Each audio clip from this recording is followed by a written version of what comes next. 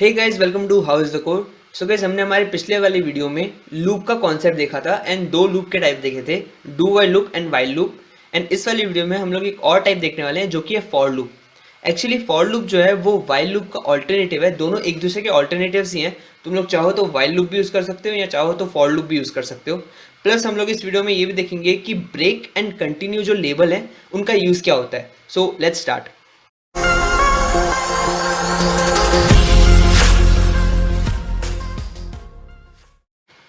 So guys, हम लोग while loop के अंदर सबसे पहले एक कंट्रोल वेरिएबल बनाते थे। For example int i equals to 0, ऐसे कुछ इनिशियलाइज कर देते थे। उसके बाद हम लोग वाइल लूप बनाते थे, इसके अंदर इस ही आई की एक कंडीशन डाल देते थे एंड उसके बाद हम लोग इस ही आई को कुछ इस तरह से इंक्रीमेंट करके यूज़ करते थे हमारे प्रोग्राम के अंदर। अब इसी चीज़ को फॉर लूप एक ही लाइन के अंदर पूरा कर देता है, इन तीनों चीज़ों को। ओके, तो सबसे पहले हम लोग फॉर लूप का सिंटैक्स देख लेते हैं। सो फॉर लूप का सिंटेक्स कुछ इस तरह से है। फॉर लूप के अंदर हम लोग पहले फॉर लिखते हैं, उसके बाद एक ब्रैकेट बना देते हैं और इस ब्रैकेट के अंदर हम लोग तीन चीज़ें डालते हैं। ओके, तो एक्चुअली यहाँ पे ना सेमीकोलन है। ओके, तो यहाँ पे तीन चीज़ें लिखते हैं। पहली चीज़ है इनिशियलाइजेशन, जहाँ पे हम लोग हमारा वेरिएबल इनिशियलाइज करते हैं, दैट इज़ कंट्रोल वेरिएबल। उसके बाद हम लोग सेकेंड लिखते हैं हमारी कंडीशन, जो कंडीशन के बेस पे हमारा जो फॉर लूप है वो चलना चाहिए। एंड देन थर्ड चीज़ लिखते हैं इंक्रीमेंट, जो हमारा कंट्रोल वेरिएबल है उसको इंक्रीमेंट करने की स्टेटमेंट लिखते हैं। और ऐसे ही तीन चीज़ें हम लोग एक ही लाइन में बता देते हैं एंड उसके बाद सिंपली हम लोग जो स्टेटमेंट्स है जो बार बार इटरेट होने चाहिए वो लिख देते हैं इसके अंदर। सो लेट्स सी, यहाँ पे मैं लिखूँगा फॉर, ब्रैकेट बना दूंगा, यहाँ पे लिखूँगा इंट आई इक्वल्स टू 0, फिर सेमीकोलन, उसके बाद एक कंडीशन। अब मैं यहाँ पे i इज़ लेस देन 10, जैसे हमने पिछले वाली वीडियो में किया था वही लिख देता हूँ। यहाँ पे वापस से semicolon and then i plus plus and then इसके स्कोप्स। सो कुछ इस तरह से ये तीनों की तीनों काम हम लोग जो सेपरेटली कर रहे थे हमारे वाइल लूप के अंदर, वो हमने सिंपली फॉर लूप के अंदर एक ही स्टेटमेंट में बता दिया। एंड यहाँ पे मैं सिंपली लिख दूंगा system dot out dot print ln and hello world. Okay, और एक बार हम लोग इसे एग्जीक्यूट कर लेते हैं, जैसे हमें क्लियर आइडिया आ जाए कि क्या ये सब सही जा रहा है कि नहीं। तो javac loop example dot Java loop example enter. So as you can see यहाँ पे हमारा 10 बार जो है हेलो वर्ल्ड प्रिंट हो चुका है।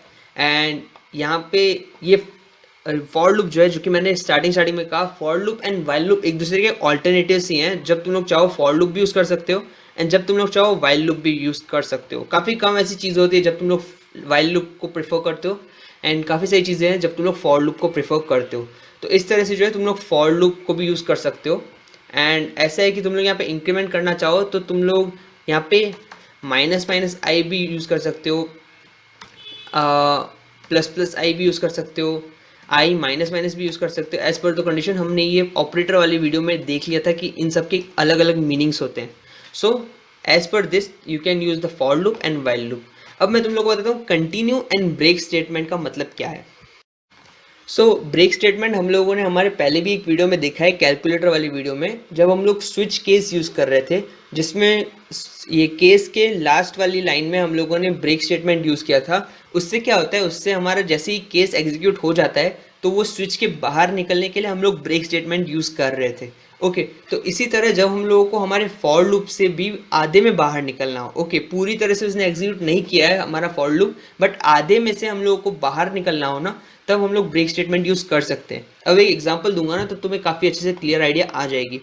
तो फॉर एग्जांपल मैं इसे यहाँ से हटा देता हूँ, यहाँ पे लिखता हूँ system dot out dot print ln and यहाँ पे मैं आई लिख दूंगा। तो अभी क्या करेगा, जो हमारा आई है ना उसे प्रिंट करेगा। हमारे आई की 0th वैल्यू है एंड वो 10 बार प्रिंट होगा, मतलब 0 से 9 वैल्यू वो प्रिंट करेगा इस वाले स्टेटमेंट से। एंड मैं इसके ऊपर एक कंडीशन डाल दूंगा, if i equals to 5 and उसके स्कोप के अंदर मैं लिखूंगा ब्रेक। ओके, तो मैंने यहाँ पे सिंपली ऐसा किया है कि मेरा 0 से 9 तक की वैल्यूज प्रिंट हो, हमारे आई की जो वैल्यूज है, एंड अगर 5 हो तो ब्रेक हो जाए। अब इसका क्या मतलब होता है वो हम लोग यहाँ पे देखेंगे। मैं यहाँ पे सिंपली इससे पहले कंपाइल कर दूंगा। ओप्स डॉट जावा लिखना है एंड देन कंपाइल। सो ये कंपाइल हो गया एंड यहाँ पे जावा लूप एग्जाम्पल एंड एंटर। सो अब यहाँ पे तुम लोग देख सकते हो इसने क्या प्रिंट किया है। सबसे पहले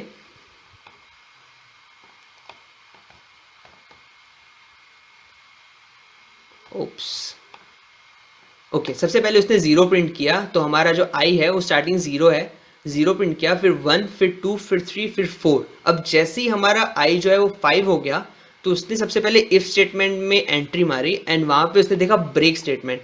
तो इस ब्रेक स्टेटमेंट से क्या हुआ, उसने ये फॉर लूप के बाहर चला गया वो, तो उसने ये फॉर लूप की जो इटरेशन है उसे स्टॉप कर दी, और इस वजह से हमारे 5 के बाद कुछ भी प्रिंट नहीं हुआ, 4 के बाद कुछ भी प्रिंट नहीं हुआ, क्योंकि उसने जैसे ही 5 के अंदर गया वो, तो उसने ब्रेक स्टेटमेंट देखा और तभी की तभी हमारी जो फॉर लूप की इटरेशन थी वो खत्म हो गई। अब इसी जगह अगर मैं यहाँ पे कंटिन्यू लिखता तो क्या होता वो भी देखना तुम। तो कंटिन्यू स्टेटमेंट यहाँ पे मैंने लिखा है एंड यहाँ पे मैं इसे वापस से एग्जीक्यूट करूंगा, javac loop example dot Java and Java loop example and enter. तो अब तुम लोग देखो कि इसने क्या प्रिंट किया है। तो अब इसने यहाँ पे 0 से 9 तक प्रिंट किया है, लेकिन 5 वैल्यू प्रिंट नहीं की है। ओके, सो 0 1 2 3 4 6 7 8 9, 0 से 9 तक उसे प्रिंट करना था, बट उसने 5 वैल्यू प्रिंट नहीं की है। अब इसका सिंपली मतलब ये है कि कंटिन्यू स्टेटमेंट जैसे ही उसने देखा ना यहाँ पे, तब तक उसने सिर्फ वो वाली, मतलब जब 5 था ना तब वाली इटरेशन को स्टॉप कर दिया था, जबकि जब मैंने ब्रेक लिखा था तब उसने सारी की सारी फॉर लूप की इटरेशन को ब्रेक कर दिया था। ओके, तो मैं इसे सिंपली तुम्हें लिखकर बता देता हूँ कि इसने क्या किया है। ब्रेक स्टेटमेंट स्टॉप कर देता है हमारे फॉर लूप को, जबकि कंटिन्यू स्टेटमेंट दैट स्पेसिफिक जो हम लोग की वो थी ना स्पेसिफिक 5 वाली जो इटरेशन थी उससे ख़त्म कर देता है। तो दैट एंड स्पेसिफिक जो हमारी जो इटरेशन थी उसे एंड कर देता है।